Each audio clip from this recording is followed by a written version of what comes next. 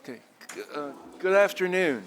Uh, I'm Tom Goldstein, the Dean of the Jindal School of Journalism and Communication. I have never moderated a panel here, so we'll see how it goes. And given the fact that this is session number 6, there's been a lot of stuff, very intense intellectual discussions up till now, and I hope it will continue. But maybe, given the hour of the day, where we are, we will be a little more relaxed and freewheeling and talk to the panelists. They're going to talk. There's 7 panelists who talk for 6-7 minutes each, maybe 8 minutes. And then we're going to try to leave lots of time for audience participation. And we will see, we'll see how that goes. And before we start with the panelists, I'm going to raise a few questions that may or may not be addressed. I mean, my sense in many panels, you list questions and they generally tend to be ignored. But these are things that Nandita helped me prepare, and I've got a couple of my own.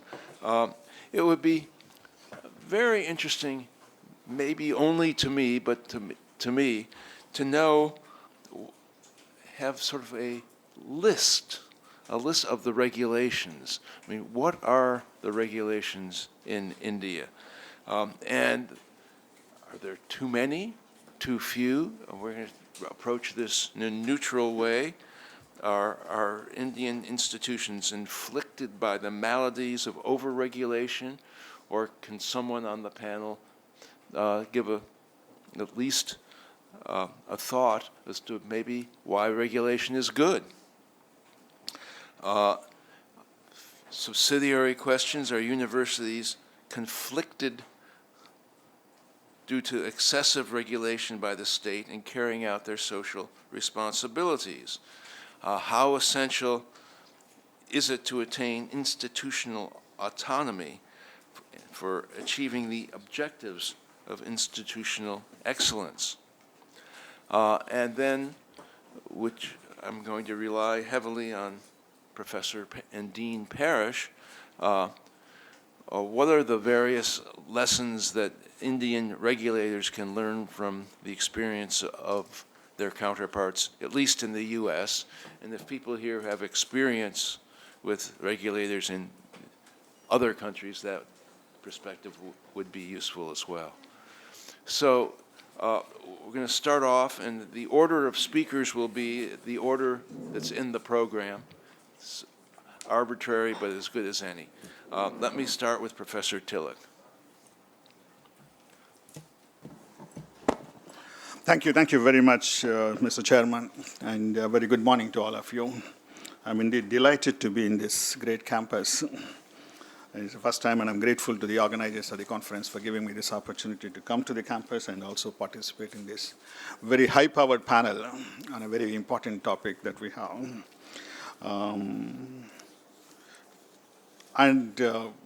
But the problem is very severe in the sense, in terms of time constraint. I'll be very, very brief and make something like a bullet-like points, maybe 4 or 5 points that I would like to make it.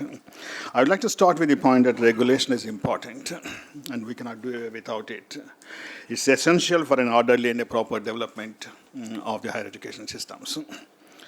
We have also seen with the kind of regulation, with the kind of weak regulation, I don't say absence of regulation, with the kind of weak regulation, we have been in a mess, and how chaotic it could be, we have seen it.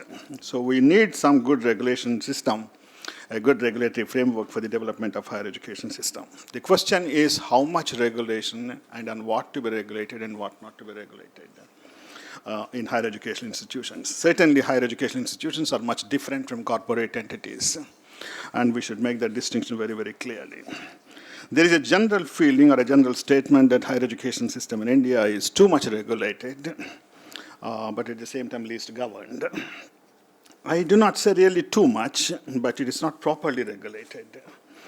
There is no proper coordination. There are as many as 16 to 17 regulating bodies, starting from the University Grants Commission, All India Council for Technical Education, National Council for Teacher Education, Law Council, Bar Council, and so on. And the problem is every organization, every institution works independently of each other. And that's really creating problems. There is no proper coordination between those organizations, and as a result, the overall coordination has been extremely ineffective. In fact, all these bodies were set up with good intentions, and if you go by the original acts of those acts with those institutions were set up, you find there is nothing wrong at all. They're all autonomous institutions to be packed with professional individuals of integrity who will contribute to the development of higher education. But all became almost over the time as government departments. And I also say that they were not allowed to function really autonomously, much more professionally. And that's the crux of the problem that we are ending up with. There has been a criticism that the University Grants Commission, for a very long period, the criticism is that University Grants Commission has become defunct and that should be closed. Or some people said that modestly it should be revamped. But everybody realized that there is a need that you have to do something with this, but you cannot completely have a vacuum. You need something, some other organization. In that particular context, in the recent period, the National Knowledge Commission has suggested a different kind of a mechanism, one single regulatory authority for higher education in place of all the 16, 17 regulating bodies. And that will be the only body for regulation of higher education institutions in the country.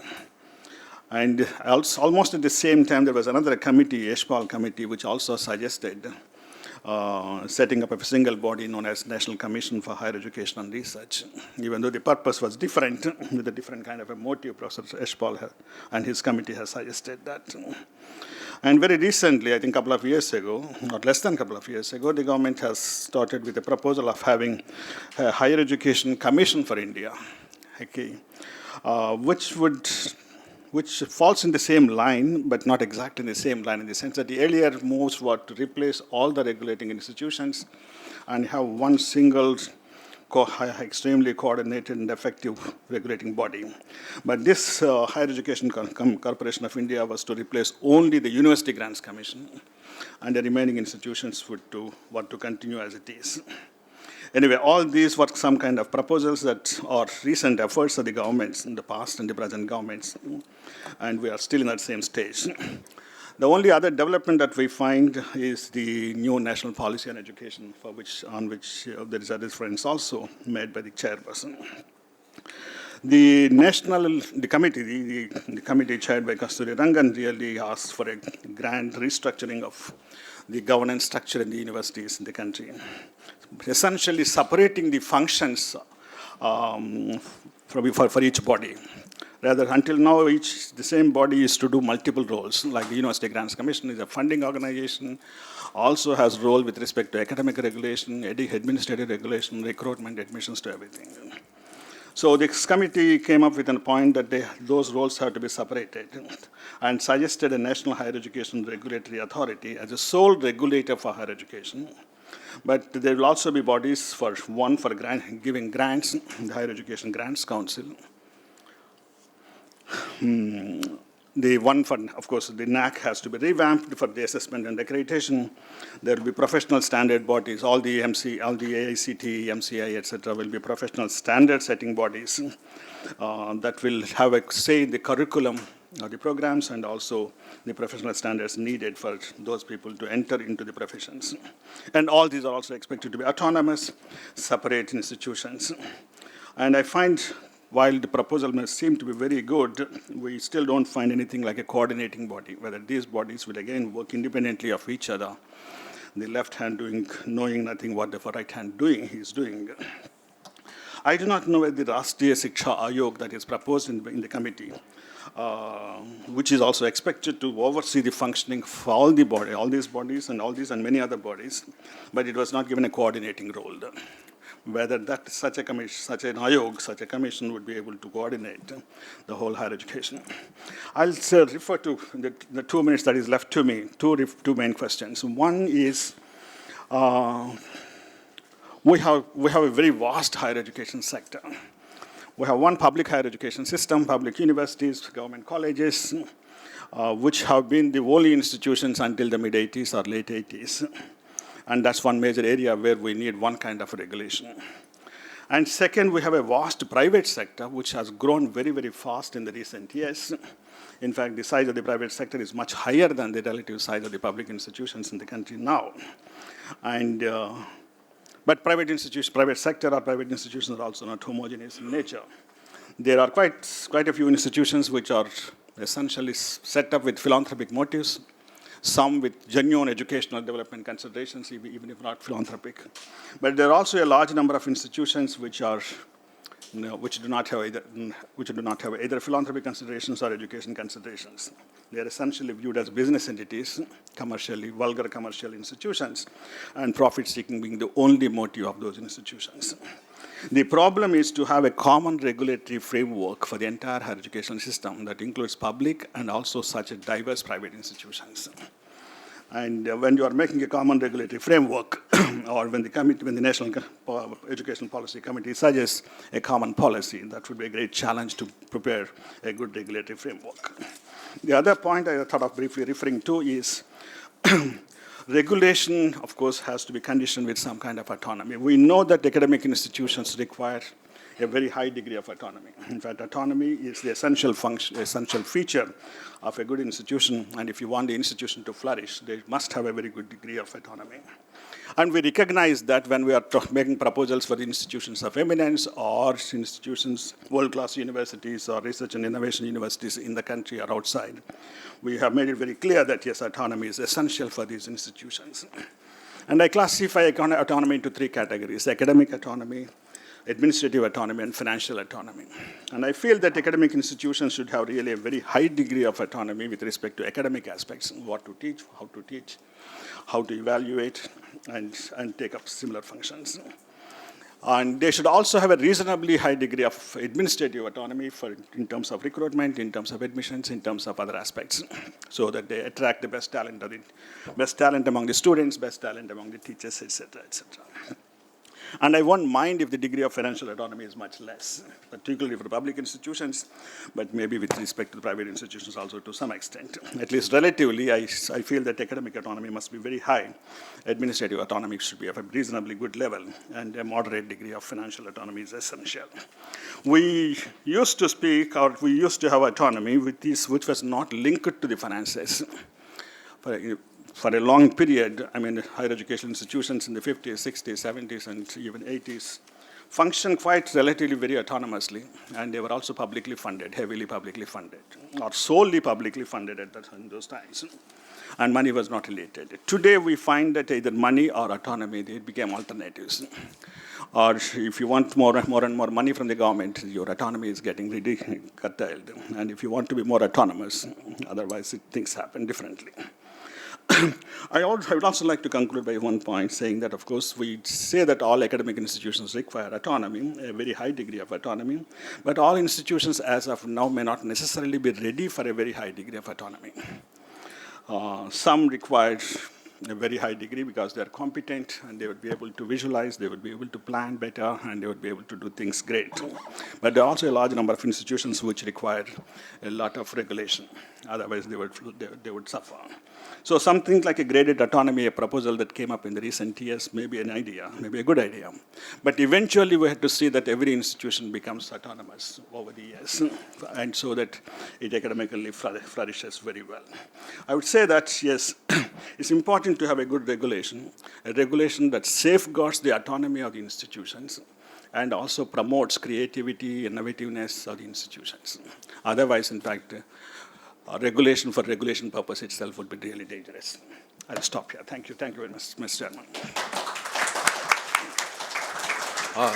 Thank you for an excellent overview. Now we're going to move along to Professor Mahebrotra. Thanks very much. Indeed, Tom. My good friend, Professor Tilak, has already laid out the scenario in respect of our system being perhaps over-regulated and yet seriously undergoverned. One evidence of this is the fact that between the year 2000 and 2016, we saw the rise of the number of colleges affiliated to universities in our country to as much as 40,000. How did we get to a number of 40,000 colleges? Yes, exactly.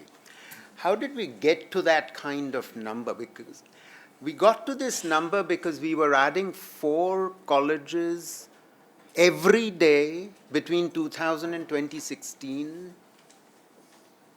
from every single day without a weekend break, to our private college education system. And obviously, as Tilak said, they are mostly private colleges. If they grow at this kind of pace, how do you expect them to be regulated? Even the best regulator in the world would not be able to succeed in regulating this kind of massification. So I'm going to speak, if you don't mind, about the outcomes in the labor market and in the education system, which determine what's happening in the labor market, and close very briefly with what we need to do, because we need to get our vision right about higher education. If we don't have a vision for the education system overall, and we certainly don't have it for tertiary education, then we shouldn't be expecting anything else other than what we are getting. So what are we getting? First, the good news. In the year 2007, finally we achieved primary net enrollment rate for grades 1 to 5 of 97%. Yes, 50 years too late, but we finally got there. 50 years too late compared to the East Asians. The East Asians invested in the education and health of their population much earlier than we did, but we got there in 2007.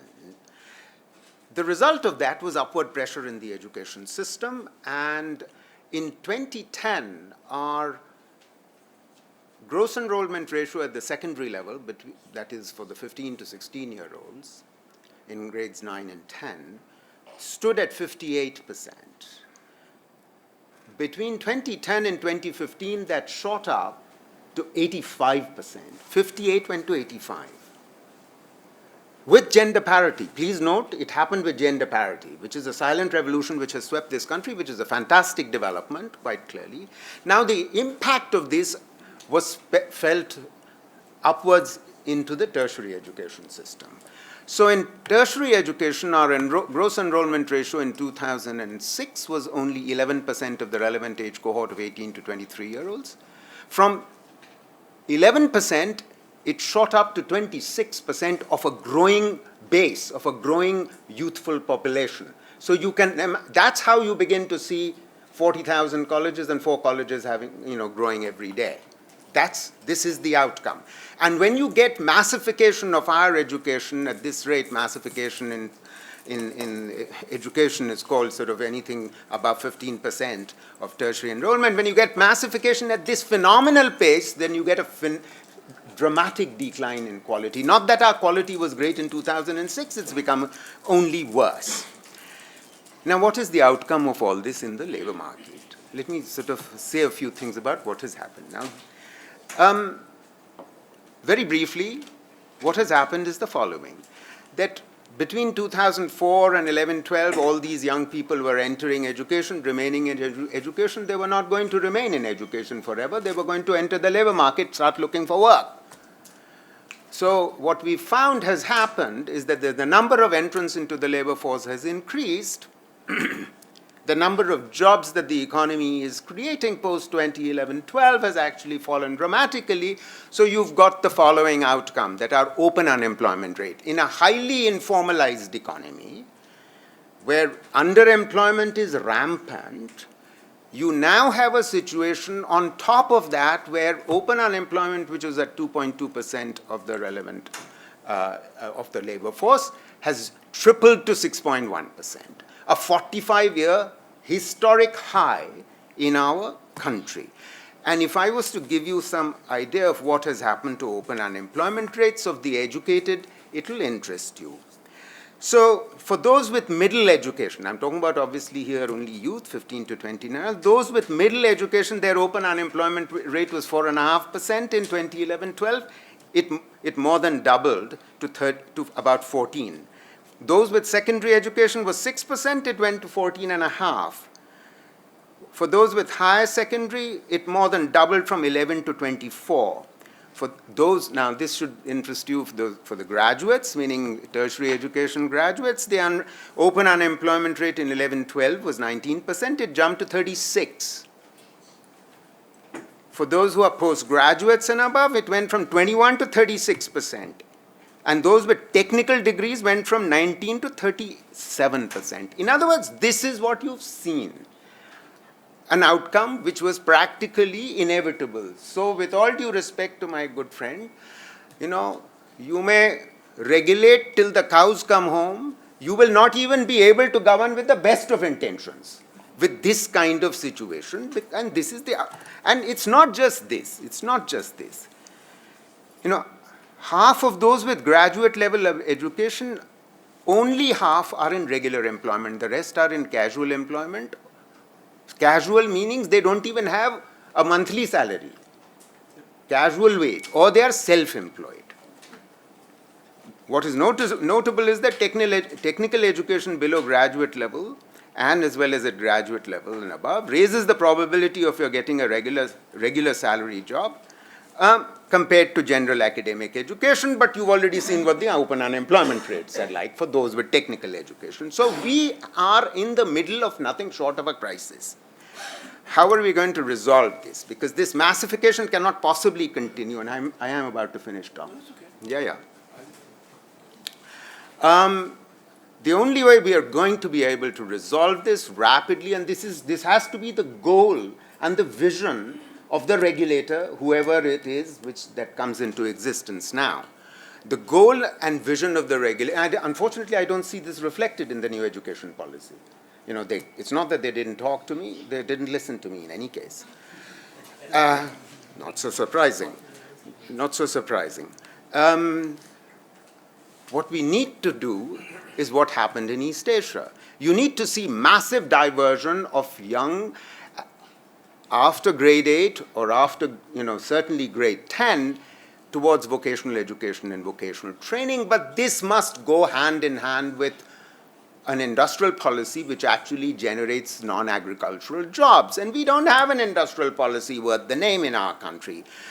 We've even abandoned planning. We were sort of a planned economy until 2014. We've even abandoned that. We've destroyed the institution that existed in our country.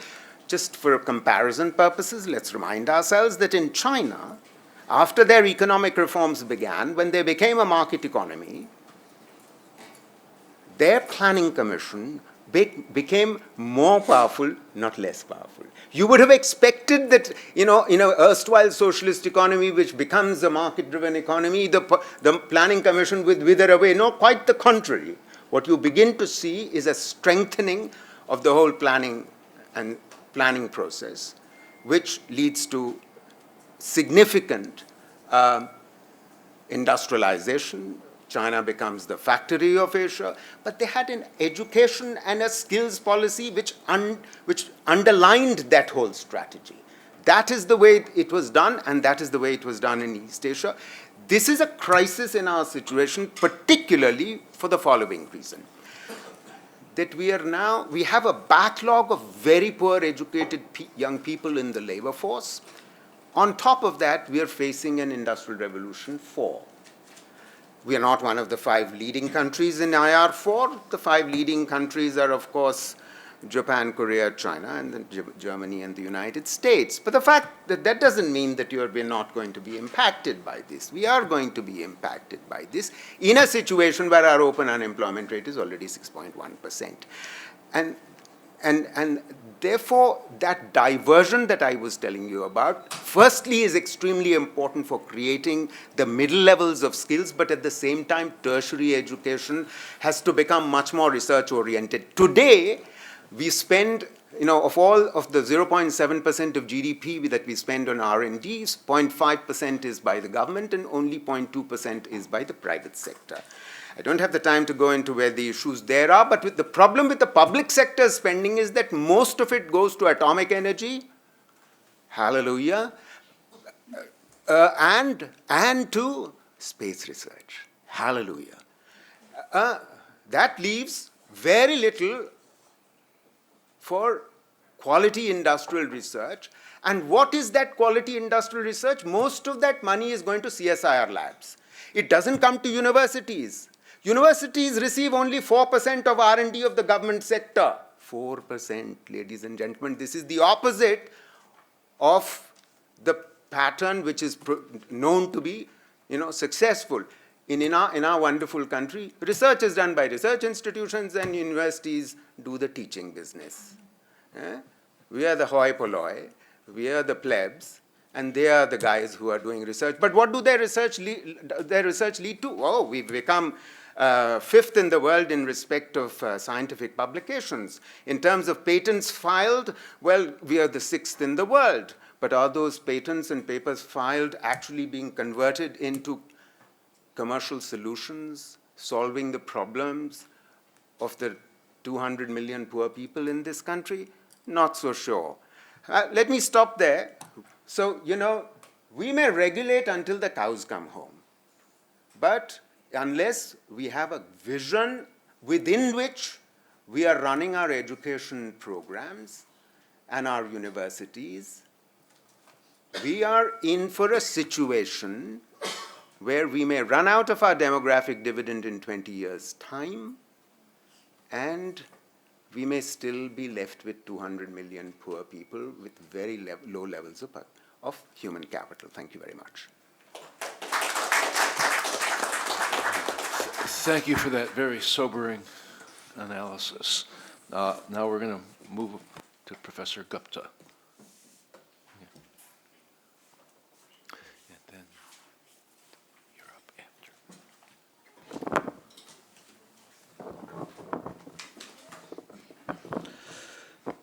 Thank you very much, Tom, and thank you so much, Siraj, Dr. Sani, for this invitation. I'd like to present a little different perspective on this. First of all, why to regulate, what to regulate, and in what situation the regulation may not be required at all. Though it is again a very different level. But many times, something happened in the past, so you feel that everybody is like a thief, everybody is trying to manipulate so-and-so thing. So you try to create one rule, then you see, okay, there are some loopholes in that rule, then you create another rule, and that is how the whole cycle of so many rules, so many education regulating bodies we have. So we have to be clear that what we want to create. And as in the new education policy, we have seen that there are different tiers, different kind of mechanism has been spoken about. So we need to see, and also we have different kind of models, like we have a great university like OP Jindal where we are sitting here. Even if you do not prescribe any big regulation, still all the regulatory thing and even plus will anyway happen in such institution. And on the other hand, there are institutions which are made primarily for the profit motive. No matter whatever great regulation you may create, they will find ways and means that how to flout these laws and still, Lalaji can make his own money, either in the normal way or through some contract way or by whatever ways. We are not allowed to talk about that. So in some of the panels where I have spoken, I always have spoken about one thing, that we need to look at what are we measuring and why. And it is always the case that what are you measuring and how you are aligning the reward system that make a very big impact in the whole governance mechanism. We know that there are people in our industry or and many of the regulators are also coming from the typical, bureaucracy kind of thing, and they have seen certain domain in their life. So they believe that unless that kind of reporting system, that kind of control system is not there, and we might lose the whole thing. And of course, to some extent, it is true also. but is still living in that past, because one is that past is given you something and you are still feeling that is the reality, and then you're creating systems how to handle that past. Second is that if India has to grow in a big way and to again become the world leader like what we were, we need to start with a blank canvas to create what we want to create, and then from there to see what we need to do in now. So that is my first thing I would like to share. Then second thing is the quality of leadership, be it a regulator. We also talk about many programs being conducted for the education leaders, vice chancellors, directors of IITs and IIMs. But do we ever think about there is also a need for some sort of training and development even for the regulators? We feel that regulators know everything, but the bigger picture, what has to be done, so I believe this mechanism also we have to think about. Now, the first point was that are the Indian universities facing the maladies of over-regulation? We all know that it is true. But certain regulations have also helped us, like you talk about the reservation, talk about policy on anti-ragging, sexual harassment. These things would not happen in many universities if it was not demanded or created by the law. So we need to give some credit to those things. But one is a transactional thing, another is a transformational thing. And again, all the institutions, as we see in the new education policy, we talk about 3 different layers of institutions. So we have to think about at what level, how much freedom, like we are sitting here in IOE and some other institutions. So same regulation is not possible there. And as regard second question on the social responsibility, again, law and regulation has played some role, but there are institutions who have created much beyond that. I remember when I was in IIM Kozhikode, then we created a small, the cell of the social responsibility cell. And we saw that there are many people who go from Kozhikode and many other part of Kerala to work in Gulf countries. So students on our own, they went and they said, okay, you are going there, you are having 1,200 dirhams. Why don't I teach you Hindi and English? So that the same person who was earning 1,200 dirham, they were able to earn about 2,000 dirhams. So making a difference in their life. And all these things came without any regulation or any such thing. But now the Kerala government has said, okay, now such kind of model can be replicated elsewhere. So maybe many of the institutions who are aware, who are centered, who know their social responsibility. Similar case with the JGU also, who have done a lot of work for the neighboring communities and so on. So there is a possibility of regulation giving you up to a certain level, some leeway, and after that creating the next level of practices. And we have been talking about institutional autonomy, the administration and the financial autonomy. And I believe these are issues that will always remain. I have seen education leaders, if you talk about the private sector, because most of my experience is in the private sector. I believe that when the education leaders start delivering, then on its own, over a period of time, there is a more trust developed, and then more and more autonomy is coming in its own way.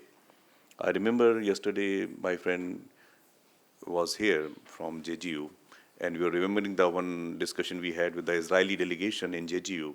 So they were saying, we know 3-way business is done in India. They said, firstly, it happens jaan pehchan, then there is a len den, and then there is bharosa. Like firstly, you have acquaintance, then you have some transaction, and then you build the faith, and that happens. But that is again a long drawn process, and we have to take it up. Then the lessons from UK, US, and China, we have seen that how China was a closed system and how they were developing, but as soon as they saw the bigger picture and they realigned their entire model and thinking, so then, okay. So what I would like to say that even public-private debate is, not of that much significance. We need to not give any discrimination. Wherever the quality is being delivered, that is where we should be giving more freedom, more autonomy, and that will relate more positive outcomes. So what I would like to say that at different stages, institutions are governed. Firstly, when people are not really prepared, they are not having that full leadership ability is not demonstrated, then the approach is more of a directive. As people go further, then the approach has to be more people approach, then nurturing approach, and then it comes a suggestive approach. And then you are in a position to create next level of practices. But in order to enable all that, again, autonomy to whom? Because autonomy, responsibility, delivery, they all are very much interrelated. So a secure leader, a secure regulator, and a bigger picture, these three are very important. And so many other things we can talk, like, academic audit can be another way, alternate way of regulation. We talk about NAC and getting your ranking of 5 years, but what you're doing else in the remaining years. And also creating a nice IT-based system, like creating an India research network. We talk about the fake journals, the fake kind of articles. All these things can be managed if there is a will. And so I'd like to talk later. These are my initial opening comments. Thank you. Thank you. Okay, and now we're going to move to Dean Austin Parrish, who I understand arrived in India last night from a long way away to represent an international perspective. Thank you. Thanks, Tom. Thanks. And first, let me say thank you to Jindal and to Professor Kumar for inviting me. It's very kind to be here. We've had a long relationship. And also congratulations on the 10th year anniversary and the recent recognition as an Institute of Eminence. We partner with many universities throughout the world, and it's not an understatement to say that we haven't seen anyone with the sophistication and depth and speed of internationalization as JGU. I thought I'd keep my comments really to just three things. I'm not sure how helpful they are in the Indian context. But first, a point about the current threats of regulation in the United States and how they really come from non-traditional avenues. Second, a distinction between public and private and how those distinctions are collapsing in many ways. And then third, maybe just a short point on globalization and competition, and to some extent why some of the debates that are occurring in the United States about higher education misunderstand some of the phenomenon on what's driving the changes, which is largely a result of globalization. So first on regulation, there's lots of regulation in the United States of higher education institutions at the state level, at the federal level. Currently, I think some of the biggest threats to the United States universities don't actually come from traditional avenues. We've already heard some of them. A new immigration policy that is at least, if not declining the number of students that are coming to U.S. schools, a major threat to our goals of globalization and internationalization going forward. Separate from immigration policy, though, is higher education being caught up in what in the United States would be referred to as the culture wars, with higher education increasingly being viewed as being part of one side of a conversation, which is leading to particularly at least threats of bad policy. And so we, seems like every 6 months we have threats to get rid of all federal loan subsidies of U.S. law students who are applying to universities, at least on the graduate level, or capping those loans at a significant level. At the same time, you have proposals that universities should be free from everyone. Both of those are probably unlikely to be successful or helpful to higher education in the United States. Third, there's been a big move in the last, let's say, decade to focus more on outcome measures as it relates to student success. And there's nothing wrong with doing that, and we talked earlier about the importance of that, but sometimes it's at the cost of the other important missions of the university, including the generation of knowledge mission and the service mission of the university. And often those are left out of the conversation as we move to a pretty narrow sort of definition in the United States of what constitutes success or what constitutes a successful institution. And so those kind of non-traditional sort of regulation, I have to say I'm currently filling out forms or signing off on forms that is attesting to how many books I have in the library and how many minutes each professor is in the classroom and how many minutes each student is, and that regulation does seem counterproductive. But those aren't existential threats. These other threats about severe changes in the way higher education is financed in the United States, these culture war battles as to whether almost anti-intellectualism and these changes as it relates to immigration policy are much more worrying. On the question about public and private, I think in the United States at least, those things are collapsing. And the amount of state funding that is going to traditional public institutions has been on, at least on a percentage basis, a steady decline for a very long period of time. The amount that public institutions have to rely on private funding has increased dramatically and continues to increase. And so the distinctions now that matter seem less about whether you're public or private, but rather whether you're a high research institution or not, or whether you're a university that's playing on the research side of things as well as the legal education side. And so actually, if I'm looking about my peers, making distinctions between public and private seem less important than making the distinction about whether you're a high research institution with a commitment to that. It also thinks, because of that collapse, I think it means that most universities are much more concerned about integrating the three prongs of their commitment to society, integrating the research and generation of knowledge mission with the service to society mission more broadly and the education of student mission. And the most sophisticated institutions are the ones that use their students, both the graduate and the undergraduate level, to advance the research mission and at the same time to prove that there's value to society. That's become particularly critical for the public institutions because there's so much, the money is declining, and that decline is increasing in places, or at least in states in the United States, where the ability to show that there's been actually an impact on society through the activities of the institution is significant. And so at least at Indiana, we do a lot to try to make sure that we're serving low income and poor. This was talked about earlier, making sure that we have access on many different ways, showing that we're spurring the innovation economy in the state, and those goals have become just as important as the traditional goals of education and general knowledge generation, proving that we're making an impact and we're doing it in a way that the state and the federal government cares about. Lastly, I think one of the problems we see with regulation in the United States is a lot of misunderstanding by the regulators and at the national level of what it is that's driving or what the challenges that are facing universities. So in legal education, for an example, there's a lot of concern about declining in numbers of applications, or there was declining test scores. To be honest, though, many people don't fit into a broader framework of globalization, and that what's happening in the United States among higher education institutions, and I think happening in many places, that competition has just increased dramatically. And so 20, 30 years ago, you knew that you had a cushion of students that would apply to you from a particular region. You knew you'd have faculty drawn from a particular region. That no longer is true. You're competing at least on the national level, and good institutions are competing on an international level, not only for the best students, but for the best faculty, and competing in the best ways for making that impact. So it is now important to show that you're not only making an impact at a local level, but you're doing it both at the national and to some extent at the global level.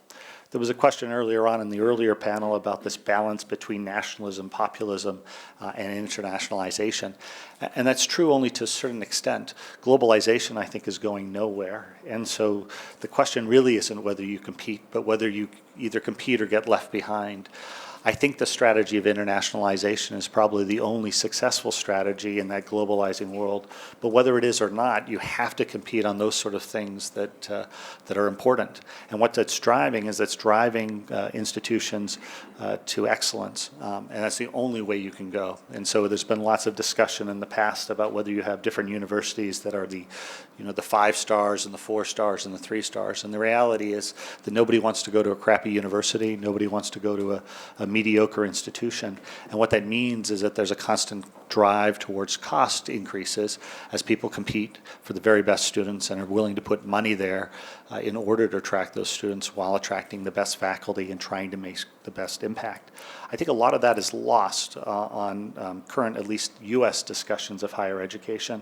A lot of it has to do with sort of silly ideas. Well, perhaps we should just get rid of all tenured faculty and make it all contract-based, or maybe we should force universities to only charge so much without realizing that what the schools are really doing is they're competing on this global level where if they don't move forward, continuing to enhance excellence, they're going to be left behind.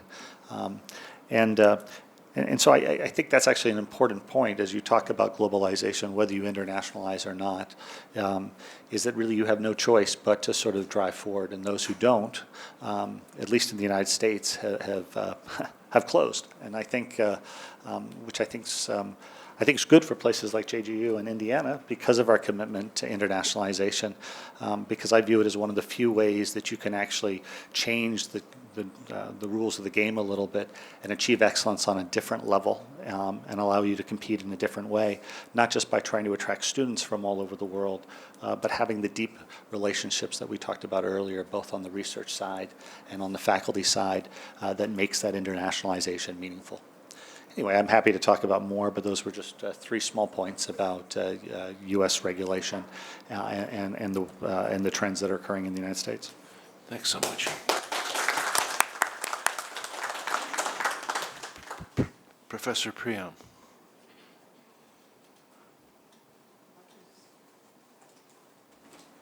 Really erudite and concise. I'm going to go back to Chair Goldstein's questions, three of them. What does the Indian scenario on regulations look like? Are we over-regulated? And how important is institutional autonomy?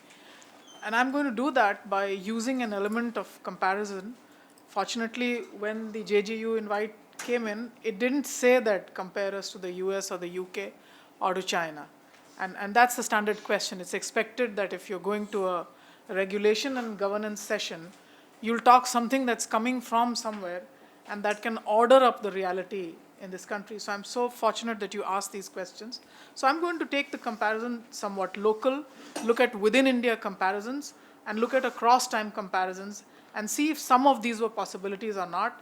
And then we understand that a lot of the problems are of our making, and even as we interact with solutions that come from other countries or institutional scenarios, taking them as reified policy imports and trying to plant them here is only going to create a national discussion on what regulation should look like, whereas the problem, in fact, all these 40,000 or whatever that Santosh talks about, is really about the local and the locality, and whether the locality in India, whether the region in India is accepting the idea of a competitive global university or not. And that's where all the, I mean, if you turn around, there's Jindal here, there's Ashoka there, there's a JNU there, there's a Delhi University here, there's a Delhi IIT, there's an All India Institute of Medical Sciences. So certainly this part of the problem of regulation and governance is not really a synoptic All India problem aggregated at the Delhi level.